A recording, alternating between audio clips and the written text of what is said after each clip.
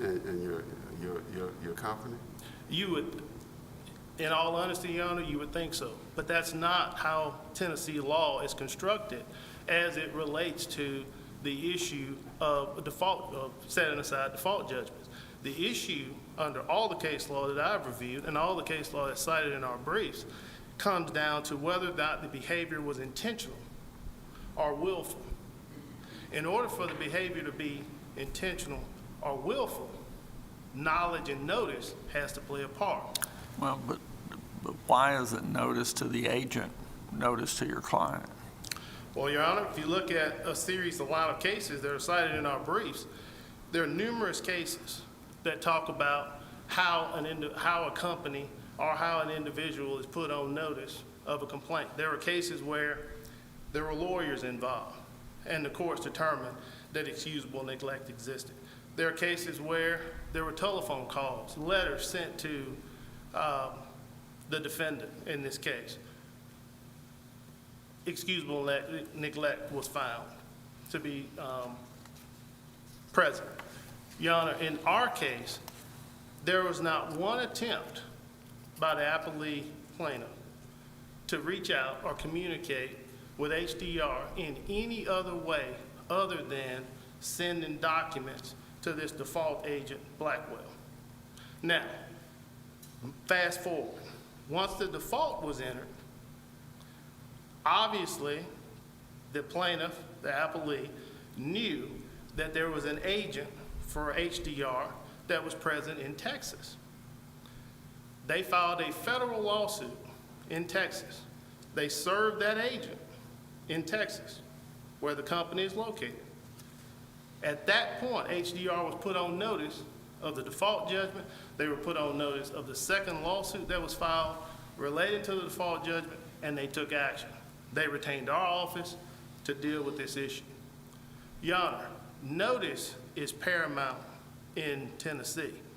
There is a fundamental difference between proper service, which is governed by the Tennessee Rule of Civil Procedure 4, and actual notice, which is an entirely distinct concept.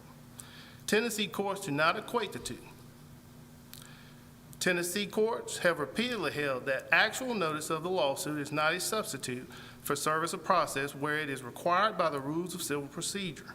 The inquiry relevant to the issues before this court is whether the defendant had actual notice of the motion for default judgment and the hearing on plaintiff's motion for default judgment, which Tennessee courts consider a critical court date of which defendants must have notice. The record, I submit to the court, the record is devoid of any response by the plaintiff, appellee, of any evidence to show that HDR was on notice of the motion for default or the hearing on the motion for default other than the service on Blackwell. And it wasn't just the original service on the agent, was it? The agent was served numerous times with different filings, correct, including the motion for default. Which goes to my point, Your Honor. That agent never sent any of that to HDR. When the agent in Texas was served, they sent it to HDR. So the record itself proves that once HDR received notice, actual notice, it took action. Why is not service on its agent actual notice? Well, again, Your Honor, I go back to the construction of the law. The construction of the law, it looks at whether or not excusable neglect exists. And in looking at excusable neglect, it looks at the intent, whether there was intent or whether there was willfulness behind the failure to respond. In this case, there is no intent or willfulness. Again, wouldn't that be directed to the agent, the principal action against the agent, not the other party involved? What else could they have done? They have an agent that they're serving. What else could they do? Well, Your Honor, they could have. I've been in this situation before, and I reach out to the company. I'll reach out to them directly. I'll send them a letter. I'll send them a copy of the complaint. None of that was done in this case, Your Honor. It was intent, Your Honor, upon information and belief. The intent of the plaintiff, appellee, was for the HDR to never respond. The reason for that is because it wasn't until the order of default was entered and the second action was served that they served the agent in Texas, which is the agent Is there that, any proof in the record showing that there was intent by the plaintiff that the agent not respond to, not supply the information to the principal? well, Your Honor, I would say it's indirect evidence. And the indirect evidence is every document that was served in the case, even though there was not a response, was served on Blackwell. There was an original complaint for $70,000, requesting $70,000 in damages. There was an amended complaint requesting $750,000 in damages. The amended complaint requesting the $750,000 in damages. After that, there was a settlement with the carrier for $25,000. All of this is in the record for the court. After that, they received a default judgment for $750,000. That's stacking. That's absolutely illegal in Tennessee and in Louisiana, where the plaintiff is Counsel, from. what are the trial court's findings in this case with regard to willfulness? And their references to the brief in this case, what did the trial court actually find here? Well, the trial court did not go through the factors that are required by the state of Tennessee as it relates to reviewing a motion to set aside a default judgment. What the trial court did find is that Blackwell was served, and because Blackwell was served, HDR should have responded. Is there a finding that it was willful? The failure of response was willful? Is there a statement to that effect from the trial court in this case and its findings? I don't recall, Your Honor. I don't think that was in. Matter of fact, Your Honor, I can say absolutely no. There was no finding by the trial court that the behavior of HDR in failing to respond was willful or intentional. The only thing the trial court said was their agent was served and they failed to respond. If there's not that finding of willfulness in this case, do we have to resolve the question? There's sort of you take the view you have to consider all three. Opposing counsel takes a view willfulness essentially as threshold, and if there's willfulness, then you don't have to get to the other two. If there's no finding of willfulness in this case, do we have to resolve that disagreement if we don't know that the trial court found that it was willful? Does that resolve it here? Do we still have to resolve that tension in the arguments between the two opposing sides? Or if there's no finding on willfulness, do you have to go to the other two factors, or the other two considerations? I won't call them factors. Well, under the case law, Your Honor, if there's no finding of willfulness, then excusable neglect exists.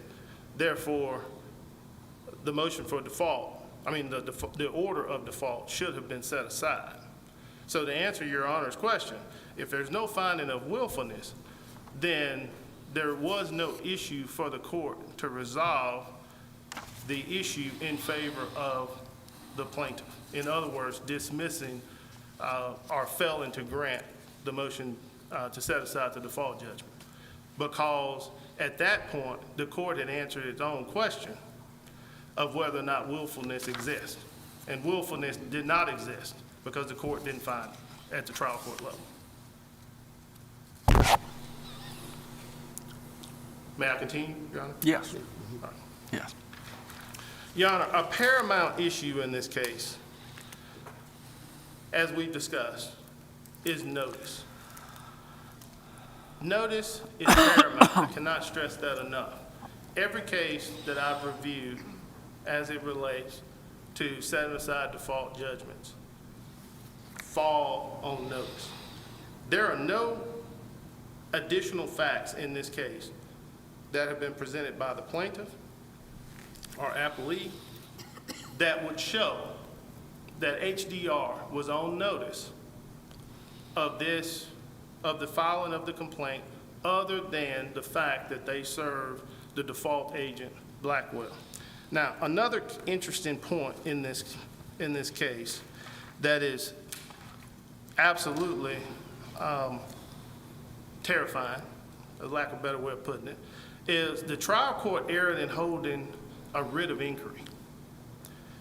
Plaintiff maintains that the trial court's $750,000 default judgment was proper because the trial court did in fact hold an evidentiary hearing on plaintiff's damages despite the fact that no evidence in the record suggests that the court did so. Your Honor, the order of default that was entered by the trial court, you know it was a form order because it has $750,000 written in a blank area of the order.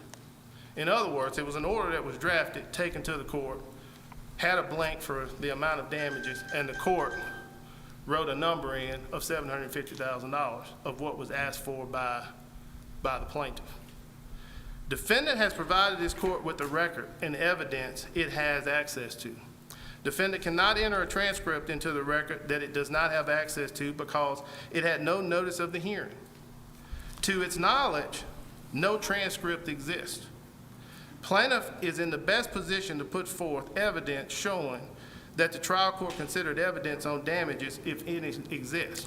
Well, I mean, the trial court said on its order for judgment by default, and after hearing testimony and reviewing the evidence, the court finds as follows.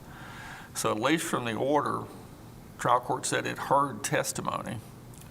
There's no record that this testimony took place. When I was in the Well, court, I mean, the court said it did. it said it in the order, but Yeah, that's kind of what we go by. Yeah, I understand he doesn't say what, he says after hearing testimony, and then he makes findings of fact. I'm sorry, go ahead. So that issue was raised at the trial court hearing on the motion to set aside the default. And plaintiff's counsel in that case pointed to the court and said, do you recall Mr. Brown sitting over here? And the court said, no, I don't. Now, we're talking about a transcript. We're talking about, there's a transcript. There's a transcript. In the written transcript. Now, has that been presented in the record? Yes, sir. There's a transcript of the hearing, and they discuss the plaintiff sitting in the courtroom. They never discussed the plaintiff testifying, and the judge didn't recall the plaintiff sitting in the courtroom on that day. And so that was brought up by plaintiff's counsel. So that's another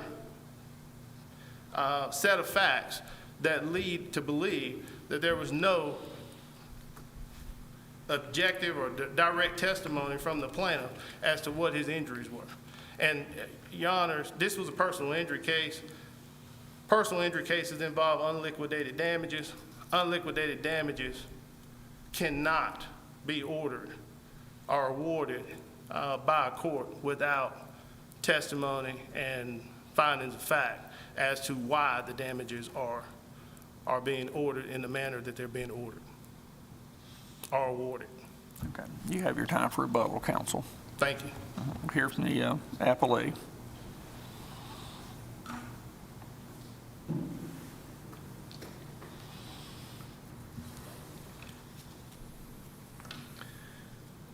Good morning, Your Honors. Donald Caparella of the Nashville Bar, represent Roland Brown in this case. Corporations are required under various laws, in this case it's federal interstate motor carrier law, to designate a person to accept service of process as well as all other pleadings in the case. And they did that in this case as they were required to do. That was Lisa Blackwell. The original complaint was served on summons on her and she signed for it. And then the amended complaint was served on her and she signed for it. And then all subsequent pleadings, I count almost a dozen of them, including the federal pleadings when it went up there, were all served by mail on her. And there's a presumption in Tennessee law that if you serve somebody by mail, that creates a rebuttable presumption that they received it. And here, that presumption was never rebutted because Lisa Blackwell never submitted an affidavit or anything saying, I didn't receive these things.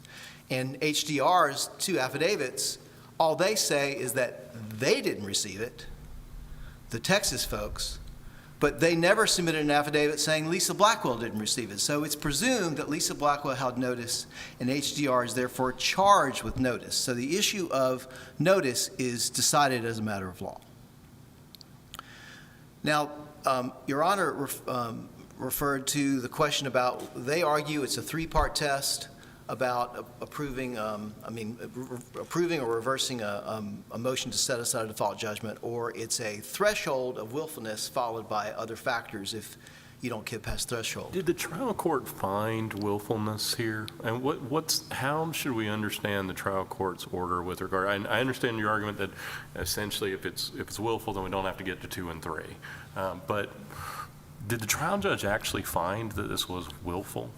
The trial court did not expressly use the word willful. I submit that you can read into his order that the court found willful by finding that they had designated an agent for process. They had no explanation why they didn't take any action despite the multiple notices in the record, and therefore that established willfulness. So, however, if you find that there's no express finding of willfulness, then you're left with the abuse of discretion standard of review of what the trial court did. So then you go to the record that was before the trial court. And before the trial court was the deliberate choice that they chose this agent for process, the deliberate choice that they apparently ignored everything that she was served. Then you're left with the other way you establish willfulness under the Discovery Bank and other cases in this progeny. And that's when you can show that there's flagrant and unexplained behavior as to why they never responded.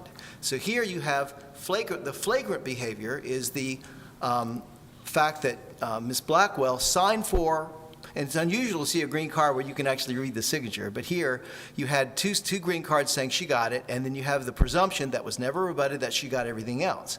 So you have a flagrant ignoring of almost a dozen pleadings over a 2-year period that was never responded to, and then the unexplained part. Opposing counsel suggests there's case law saying that you have, for example, an attorney that acts improperly, has notice, fails to communicate with their client, there's non-response.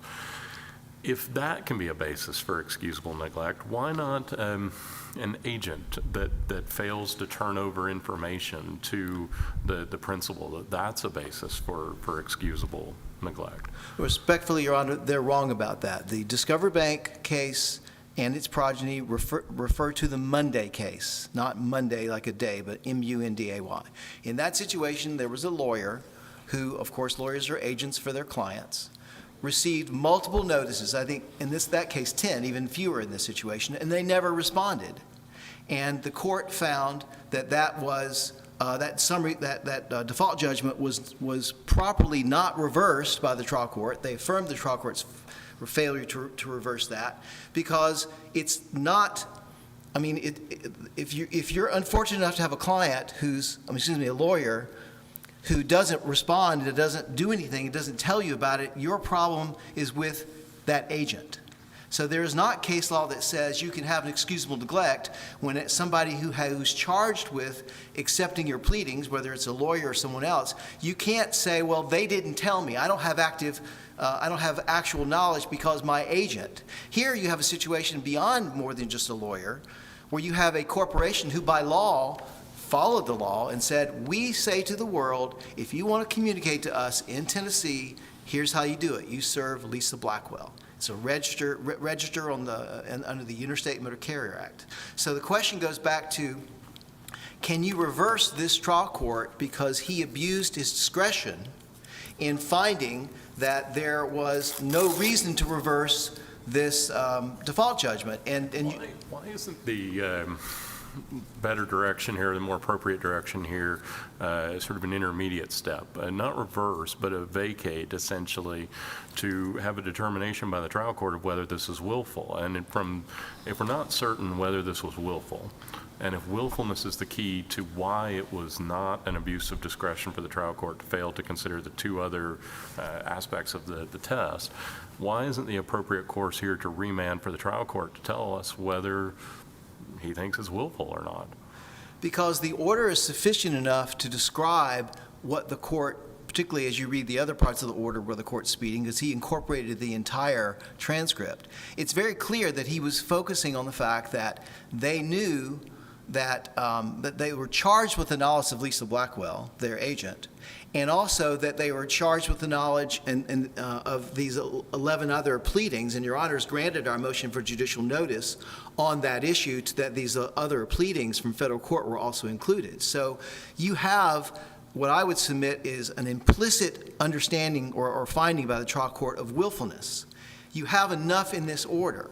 But if you apply the abuse of discretion standard of review, then what you do is, okay, we're not sure about willfulness here because of the way the order's written, order's done. So we look at the record before the court that is undisputed.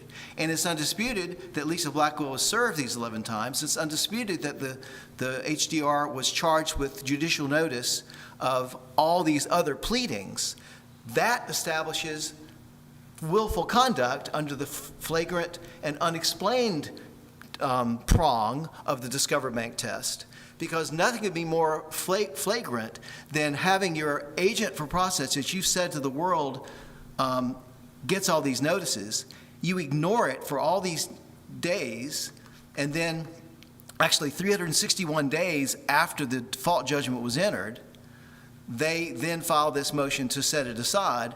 And they don't do the most basic thing you have to do, which is to rebut the presumption that they didn't have notice of their agent, because Lisa Blackwell never submitted any affidavit in this case. I think it's noteworthy we have another pending motion for judicial notice that this court ruled that it would consider, where Lisa Blackwell is still their agent for process today. The lawyer argued that they had just served her last week in another case. So they obviously are relying on Lisa Blackwell, but they want to run away from her today. So I would submit that under the abuse of discretion standard of review, you don't have to look for the magic word of willful in the court's ruling. You can look at the overall tenor of it and then look at the record that he had in front of him. And we submit that under the abuse of discretion standard of review, you cannot find that he applied the wrong law. You certainly can't find any clearly erroneous assessment of the record, because the record is undisputed about they didn't do anything, they didn't respond. So we would submit on that basis. Yes, Sean, you want to ask a question? Under Discover Bank, first question is whether or not it was willful. Yes. And if the court decides it was willful, that ends it. The default's not going to be set aside. Correct. But if the court decides it's not unwillful, that doesn't end it, does it? Then doesn't the court look at to see whether or not there's a valid defense, whether or not the plaintiff would be prejudiced by the granting of relief? So you could still get a denial of the motion to set aside the default, even if the trial court found it was not willful. You can still get a denial of setting aside the default judgment. Yes, that's true. That's correct. So it's a requirement. It's not a requirement that it necessarily must be found to be willful. That's correct. There's a secondary analysis, because the Discover Bank said there's a tension between you can't have willfulness and excusable neglect. It's one or the other. That's why it's a threshold I've test. always loved the term excusable neglect. I mean, you start out with the idea that, well, it was neglect, but it's excusable. Right. It's been a puzzlement to me for a long time. Okay, well, so here the excusable neglect seems to be that their agent didn't tell them anything, they didn't get any actual notice, but they have no explanation as to what the excusable neglect was. They just simply say, we never were told by our agent. We had no actual notice, so they have no explanation of what their excusable neglect was. When was the Texas lawsuit remanded, as far as time-wise, as far as the motion or the granting of default? Well, there's a federal case that was removed in Tennessee. The Texas case is a federal lawsuit. That's another case. Okay. Okay, so what happened is the complaint was filed here. Some carriers got sued because there was some issue of coverage. Because what happened, there was a Mexican driver who came to the United States for HDR, and there was some question of coverage, so it got removed, but then they settled and it came back. So here's the timeline. I wrote it down. March 2021 was the complaint. July 2021 was the amended complaint. August, removed it. By February of 22, it was remanded from the federal court in Tennessee. So then this case starts back up again, and then all the default judgment stuff happened. It wasn't until after the default judgment was entered that another lawsuit was filed against HDR's insurance company, because basically, under Federal Interstate Motor Carrier Act law, you can't collect against Tennessee. So there's, yeah. I'm still a little confused here. So this lawsuit that we're here today, was it removed to federal court Yes, and it was remanded back to the state court? right. Is there anything in the record showing that the appellant here had notice of that removal to federal court and the remand from the federal court back to the state court? Well, again, there is service of all those pleadings in federal court on Lisa Blackwell again. I guess I'm asking, did the federal court send anything? Is there anything in the record showing Yes. whether or not the federal court sent something? Yes, the federal court sent some things too, yes. Who- And who- sometimes they sent, I can't remember if they always sent it to Lisa Blackwell. They sent it to another address, which we never used because we were using their designated agent of That process. was before the motion for default? No, it was after the, no, yes, it was before the motion to default, yes. That's why we wanted the federal pleadings and orders in the record so bad, and that's why your honors granted judicial notice. So that's more evidence of notice in those federal pleadings. Counsel, where in the trial court's order, where in the transcript would you point to show that the trial court considered, for example, whether there was a meritorious defense or not? Is there anything in there that shows the trial court? So let's assume, just for the purpose of argument, let's assume that the trial court did not find that this was willful, or that we can't see a finding that it's willful. Where would you point to show that the trial court considered the appropriate test, for example, considering whether there was a meritorious defense or not? Well, it was repeatedly argued in the trial court by defense counsel that they had a meritorious defense. And so the court certainly heard it. The problem is that they actually never asserted a meritorious defense. I mean, The trial court, though, did the trial court make any statement? I mean, I don't think there's a meritorious defense here. I don't think that you have you're asserting comparative fault, and you haven't asserted any real basis for comparative fault, for example. I mean, you could read the record and make that conclusion as a trial court judge. But is there anywhere that we can look at and see, okay, wait a minute, the trial judge did actually consider the appropriate test, assuming for purpose of argument that the trial judge didn't find it's willful? What would you point us to that showed the trial court actually thought about the right test here? The trial court does not have to consider a meritorious defense that was never made. They never asserted a meritorious defense in any form. That there was no affidavit by their driver that our side was comparative fault. All they said is, we intend to assert a meritorious defense of comparative fault, but they never actually did it. So if a lawyer says, we have a meritorious defense, if they never actually assert it in any form, have a witness do it or something, then the court doesn't even have to consider it. I do think you can imply that the court considered it because they argued it over and over again at the trial court level. But because the trial court followed the right test and realized it was a threshold issue of willfulness and found it was willful because their agent knew and they took no action, and the flagrant and the flagrant and unexplained prong of deliberate a flagrant and unexplained prong of willfulness was specifically argued and pled by plaintiffs.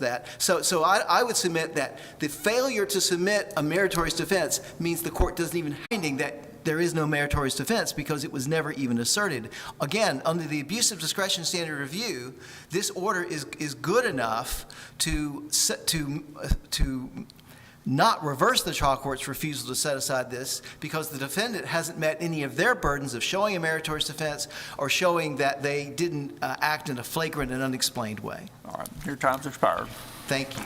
We'll hear from the appellant rebuttal.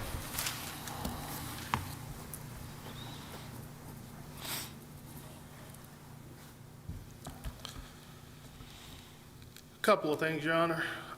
One is that Tennessee law favors allowing parties their day in court. It favors trials. Your Honor. Was Blackwell ever appeared in this case, either by deposition or otherwise? No, sir, Your Honor. Blackwell has never appeared in the case. From the standpoint, I will explain my knowledge of how the Federal Motor Carrier Safety Regulations default the Federal Motor Carrier Safety Administration's default agent works. Your Honor, to my knowledge, the only businesses or individuals that use default agents under the Federal Motor Carrier Safety Administration are the ones that are smaller companies and or individuals, and it comes down to simple economics. I represent a lot of companies, Your Honor, transportation companies, manufacturers, so forth. On my transportation side, all of my large companies, they hire private agents to handle these issues, and they cover all the lower 48, Alaska, Hawaii, and then they even have processes set up for international work. Your Honor, but that costs a lot of money. These smaller carriers and your owner-operators, your individuals that operate transportation vehicles, commercial transportation vehicles, they tend to use the default agents. And these are situations that you end up in when you have default agents. Fortunately, Tennessee law is structured to protect those individuals. And the way Tennessee law protects those individuals is there are factors that have to be considered in order for the court to make a determination on whether or not a motion to set aside a default judgment is justified or not. And in doing that, they have to specifically state those findings in their order. They can't just have a generic order that says the agent was served. I'm going to deny your motion to set aside your default judgment. Your Honor, if I could say one last thing. Yes. On the meritorious. We asked and said, council had a little extra time. We'll give you a little extra time here for your rebuttal too, so go ahead. Thank you, Your Honor. On the meritorious defense issue, Your Honor, we did state on behalf of the defendant in this case what a meritorious defense would look like. Your Honor, there are a lot of unanswered questions in this case. Obviously, we know from the complaint that the plaintiff was parked in a parking lot, and allegedly that's where this accident occurred. The question comes down to, was the plaintiff parked illegally? Did the plaintiff in this case Counsel, did you present any evidence, though, as to comparative fault, anything that would suggest that there actually was a basis for comparative fault here, or is it just an assertion of, well, there's maybe something out there with regard to comparative fault? Well, there's not an assertion of whether there's something out there, Your Honor, but what we do have in this case is this. One, affidavits are not required to prove a meritorious defense. The only thing you have to show are facts that could be used to support a comparative fault defense or a meritorious defense. We have done that, Your Honor. These facts presented to the trial court? Sorry, Your Honor, I didn't understand. These facts presented to the trial court? Yes, Your Honor. It's part of the record? It's a part of the record in our brief. Yes, sir, Your Honor. How were these facts presented to the trial court? If there was no affidavit or anything? So we filed a motion to set aside the default judgment. In that motion, we set out facts in support of each factor that we had to show in order to show excusable neglect to set aside the default order. Your Honor, as best I could, I attempted to make those arguments before the trial court. The trial court first stopped me 10 seconds into my argument and asked me where I was from, Your Honor. Then I proceeded with the argument and set the standard, gave the court the standard, and it pleaded with the court to make findings of fact as it related to the standard because I wanted to preserve my right to appeal. That's in the record, it's in the transcript, Your Honor. The court ignored that and proceeded to say, I'm having issues with Blackwell. Blackwell was served. Why didn't you respond? I explained that issue, and the court said, good argument. However, I'm going to deny your motion. That was the extent of my opportunity to explain these issues to the court, Your Honor. So from the standpoint of what the trial court's analysis was, the trial court basically had no analysis other than Lisa Blackwell was served, I'm going to deny your motion. Now, the last thing I will say really quickly, Your Honor, is that Lisa Blackwell is the only individual in this case, the case that was at the trial court level, that was served with any documents in that case. So, Was she the one, once the lawsuit was remanded to federal court, she was the one that received everything as well? yes, sir, Your Honor. She received everything in this case as it relates to the state court proceeding and the federal court proceeding. Did she And receive it from the federal court? she received it from the federal court. The federal court entered a memorandum saying that case was going to be remanded to the state court because they no longer had jurisdiction because the plaintiff had settled with Nautilus. And that's a whole nother issue within itself, and that goes to stacking. Okay. All right.